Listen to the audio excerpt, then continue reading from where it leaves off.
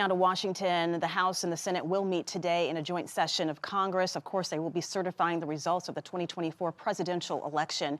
In one of her final official acts as vice president, Kamala Harris will preside over the certification of President-elect Trump's win and her own loss. Yeah, security is also tight despite no indications that we will see scenes reminiscent of the events of 4 years ago when rioters stormed the Capitol building in an attempt to block the certification of the election results. Nearly 1,600 people have faced federal charges for their role in that riot. And overnight, federal prosecutors announced they are considering charging as many as 200 more people for their involvement. Since the release of new video that was omitted during the initial investigation, that new video released during the report that was issued by congressional leaders, and now questions surrounding the integrity of that investigation, newly re-elected House Speaker Mike Johnson is indicating his concerns are more on the weather and less on a potential repeat of 4 years ago. Listen. Well, I hope we have full attendance. We got a big snowstorm coming to D.C., and we encourage all of our colleagues, do not leave town, stay here, because, as you know, the Electoral Count Act requires this on January 6th at 1 p.m. So whether we're in a blizzard or not, we are going to be in that chamber making sure this is done. Well, there you go. Let's bring in our political panel, Democratic strategist and former Obama staffer Domonique James, and investigative columnist at the Daily Signal, and radio host Tony Kinnett. Thank you both for joining us. As we just heard right there, they're going to be acting as if they're the U.S. Postal Office, right? Rain, snow, sleet, snow, whatever.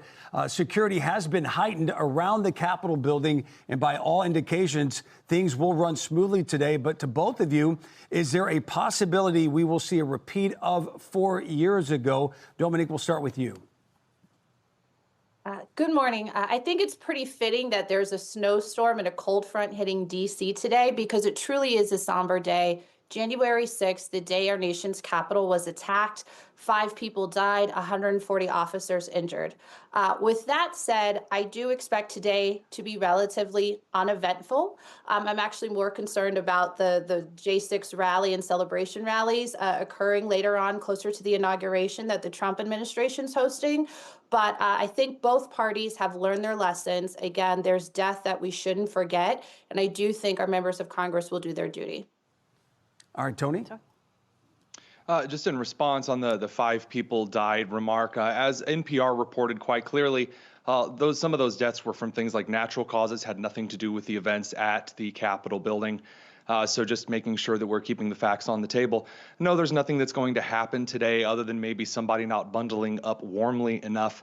It's unfortunate that we do have individuals that are trying to make this some type of national instance of mourning rather than just a ugly riot a couple of years ago that ended up failing on its face because there were a lot of clowns at the circus. No, I think that the confirmation of the votes today should be business as usual in how the United States should operate.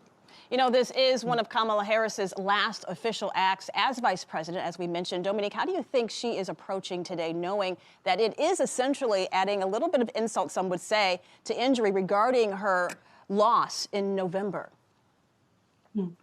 I'm sure there are a ton of emotions going through Vice President Kamala Harris today, but at the end of the day, she's a professional and she's a public servant. So, I'll count on her to do what's necessary to get through the day to certify the election results, because that's what's important for democracy and that's what's important to America. We should also not forget that Vice President Kamala Harris is a history maker and trailblazer in her own right. What she did in her campaign accomplished in 107 days is nothing short of remarkable. So we'll get through today. We'll certify the election results. And more importantly, as a country, we'll figure out how to move forward. And Tony, aside from the certification today, House Speaker Johnson is determined to push President-elect Trump's agenda forward initially when it comes to the reconciliation bill, saying he believes Trump will prefer one big bill as opposed to multiple. Do you believe Republicans can get this done? Because we spoke to you the day of his reelection and how Trump sort of had to do some horse trading and wrangling behind the scenes to get 2 of those congressmen on board. My wife gave me a hard time about you and I going back and forth on the day of Speaker Johnson's election because things were breaking so quickly. So I'll try to be a little bit more articulate this time. I think that is the question. We're looking forward now to this new administration. It makes sense that Trump wants one bill because he has a lot of stuff on his plate, from executive orders to preparing his nominations for the nomination confirmation process, not to mention just the economy as well as immigration and international policy there is to get to. Will Republicans get this done? I'm fairly confident about things like tax law and about the reconciliation as far as things from the looking at the debt ceiling coming ahead in a couple of years, all the way to how we manage overall financial burdens of the taxpayer. There's a good chance this is going to get done. I think that interim period in December and early January is one of those awkward times in Congress where there is a lot of disjointed action. But with Trump actually ready here to work in D.C., I think now we're going to see perhaps a little bit more cohesion than we might have seen previously.